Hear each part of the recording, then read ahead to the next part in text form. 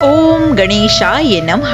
आज हम गुरु प्रदोष व्रत की कथा सुनेंगे। उसी को हम सुनेंगे और जानेंगे कि प्रदोष व्रत में क्या करना चाहिए और कैसे करना चाहिए और किस दिन इस व्रत को रखना चाहिए। उससे पहले यदि आपने मेरे चैनल को लाइक शेयर सब्सक्राइब नहीं किया है तो प्लीज कर दीजिए और बेल बटन को भी प्लीज प्रेस कर दीजिए ताकि आने वाला कोई भी नोटिफिकेशन मिस ना हो सके। ओम गणेशाय नमः।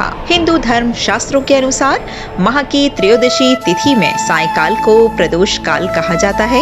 इस प्रदोष व्रत को मंगलकारी एवं शिव की कृपा दिलाने वाला माना गया है। त्रयोदशी व्रत करने वाले को 100 गायें दान करने का फल प्राप्त होता है तथा यह सभी प्रकार के कष्टों और पापों को भी नष्ट करता है। इतना ही नहीं, गुरु प्रदोष व्रत शत्रुओं का विनाश करने वाला भी माना गया है। इस व्रत की कथा के अनुसार एक बार इंद्र और वृत्रासुर की सेना में घनघोर युद्ध हुआ। देवताओं ने दैत्य सेना को पराजित कर नष्ट भ्रष्ट कर डाला। यह देख वृत्रासुर अत्यंत क्रोधित हो स्वयं युद्ध को उद्यत हुआ। आसुरी माया से उसने विकराल रूप धारण कर लिया। सभी देवता भयभीत हो गुरुदेव बृहस्पति की शरण में पहुँचे। बृहस्पति महाराज बोले, पहले मैं तुम्हें व्रतात्विक परिचय दे दूं। वृत्रासुर बड़ा तेजस्वी, तपस्वी और कर्मनिष्ठ है। उसने गंधमार्दन पर्वत पर घोर तपस्या कर शिवजी को प्रसन्न किया। पूर्व समय में वह चित्ररथ नाम का राजा था। एक बार वह अपने विमान से कैलाश पर्वत चला गया। वहाँ शिवजी के वाम अंग में माता पार्वती को विराजमान देखकर उपहास पूर्वक बोला,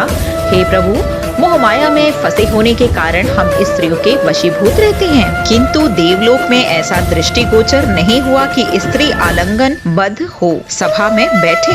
चित्ररथ के यह वचन सुनकर सर्वव्यापी शिव शंकर हंसकर बोले, हे राजन, मेरा व्यवहारिक दृष्टिकोण पृथक है। मैंने मृत्युदाता कालकूट महाविष का पान किया है, फिर भी तुम साधारण जन की भांति मेरा उपहास उड़ाते हो। माता पार्वती क्रोधित हो चित्ररथ से संबोधित हुई, अरे दुष्ट, तूने सर्वव्यापी महेश्वर के साथ ही मेरा भी उपहास उड़ाया है, अतएव मैं तुझे वह शिक्षा दूंगी कि तू ऐसे संतों के उपहास का दुस्साहस नहीं करेगा।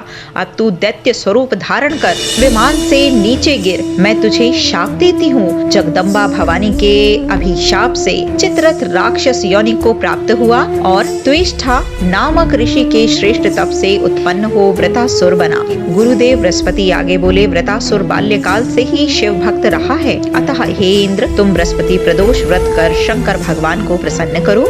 देवराज ने गुरुदेव की आज्ञा का पालन कर बृहस्पतिवार का प्रदोष व्रत किया। गुरु प्रदोष व्रत के प्रभाव से इंद्र ने शीघ्र ही वृत्रासुर पर विजय प्राप्त कर ली और देवलोक में शांति छा गई। अतः प्रदोष व्रत हर शिव भक्त को अवश्य करना चाहिए। बोलो भोलेनाथ की जय।